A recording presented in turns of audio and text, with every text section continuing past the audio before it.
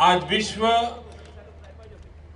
जिस global warming के कारण परेशान है, हमारे पूर्वजों ने प्रकृति के सामर्थ्य को बड़ी भली भांति पहले से भांपा था, जाना था और उसको ध्यान में रखते हुए लोक शिक्षा और संस्कार के लिए त्योहारों के माध्यम से एक व्यापक रूप से परंपरा को निभाया था। ये मकर संक्रमण का पर्व एक प्रकार से सूर्य उपासना का पर्व है, सूर्य शक्ति की आराधना का पर्व है और प्रकृति के साथ जीवन को कैसे ढालना चाहिए उसकी शिक्षा दीक्षा देने वाला ये पर्व है। भारत के सभी राज्यों में कश्मीर से कन्याकुमारी भिन्न भिन्न रूप से इस पर्व को मनाया जाता है, लेकिन कोई प्रदेश ऐसा नहीं होगा कि जहां ये पर्व मनाया न जाता हो। गुजरात में विशेष रूप से काइट फेस्टिवल के रूप में इस मकर संक्रांति के पर्व को मनाया जाता है।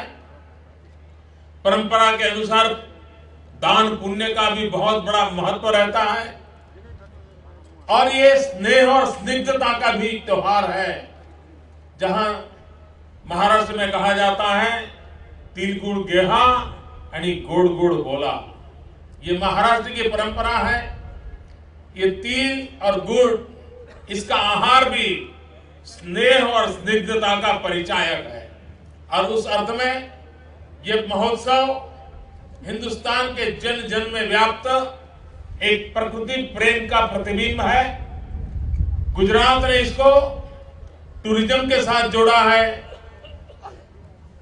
गरीब परिवार को रोजी रोटी मिले, व्यवसाय बढ़े, उसकी ओर जोड़ा है और एक निर्दोष आनंद का माहौल सबदुर बने, इसमें एक काइट फेस्टिवल एक बहुत बड़ा योगदान दे रहा है।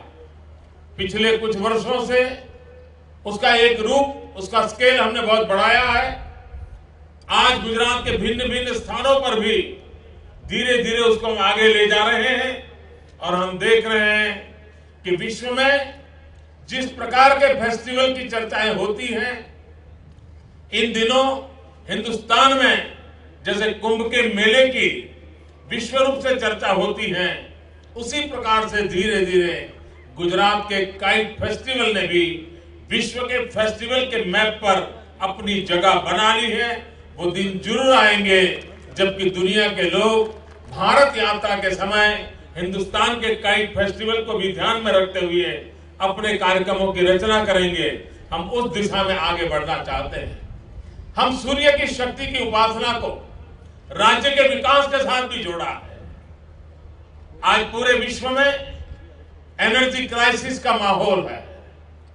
गुजरात भाग्यवान है कि हमारे यहाँ सन पावर, सन रेडिएशन बहुत अच्छी मात्रा में होने के कारण हमने सूर्य शक्ति का, सोलर एनर्जी का दिशा में बहुत बड़े कदम उठाए हैं और आज मैं गर्व से कह सकता हूं कि गुजरात दुनिया का सोलर कैपिटल बनने की दिशा में बहुत तेजी से आगे बढ़ रहा है। आज हिंदुस्तान में किसी एक जगह पर सबसे ज्यादा सोलर एनर्जी का उत्पादन होता हो तो गुजरात की धरती पर हो रहा है।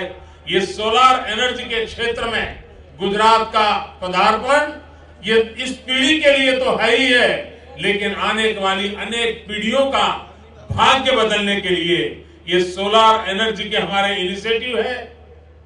यहां पर झुग्गी झोपड़ी में रहने वाले बच्चों ने योग और आसन के कुछ कार्यक्रमों निदर्शन किया।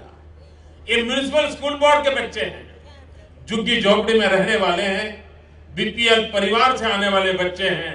उन्होंने जो कर्तव्य दिखाया, जो डिसिप्लिन दिखाई, जिस प्रकार से सूर्य उपासना के कार्यक्रम दिखाए, भारत की उस महान विरासत योग को अपने सामने प्रस्तुत किया।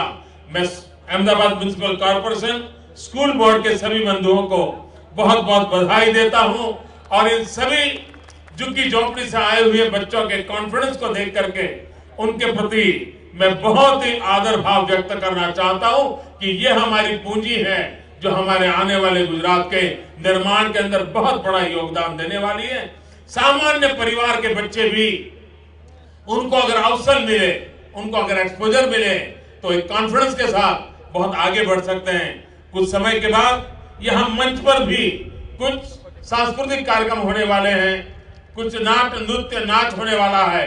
ये बच्चे भी सभी झुग्गी झोंपड़ी के बच्चे हैं, वो प्रोफेशनल कलाकार नहीं है, लेकिन उनको तैयार करना, उनके अंदर एक कॉन्फिडेंस बिल्डअप करना और उनको भी मेन स्ट्रीम में ला करके विकास की यात्रा में हिस्सेदार बनाना, इसलिए गरीब परिवारों को जोड़ने का हमारा प्रयास इस हमारे फेस्टिवलों की विशेषता रहती है।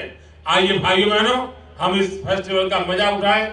मैं सबको मकर संक्रांति की बहुत बहुत शुभकामनाएं देता हूं।